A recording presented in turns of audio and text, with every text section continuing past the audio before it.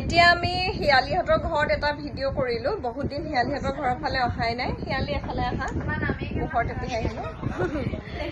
এয়া হিয়ালি আছে হিয়ালিহঁতৰ ঘৰলৈ আহিলো বহুত দিনৰ পিছত আহি দেখিছো হিয়ালি শকতে হৈছে হিয়ালি গা ভাল নাই বোলে গা বেয়া হলে শকত হয় নি মানুহ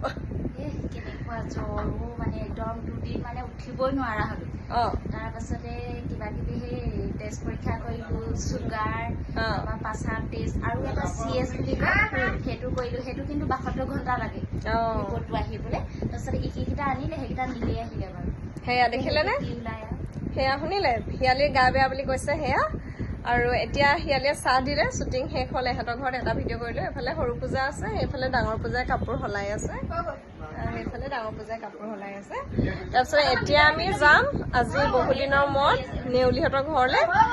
আৰু তাতে আপোনালোকে কৈ থকা যে মুনুকণৰ ভিডিঅ' দিয়ক বুলি কোনোবাই কৈছিলে তাৰপিছতে মই ভাবিলো হয় মুনুকণৰ ভিডিঅ' দিব পাৰি গতিকে মুনুকণৰ ভিডিঅ' বনাবলৈ আমি গৈ আছো নেউলি খ্যাত পিংকিহঁতৰ ঘৰলৈ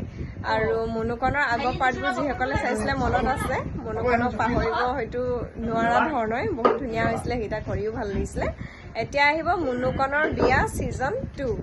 চাবলৈ নাপাহৰিব খুব কম সংখ্যক পাৰ্ট যাব খুব বেছি 3টা বা 4টা আৰু এনেকৈ আমাক মৰম দি যাব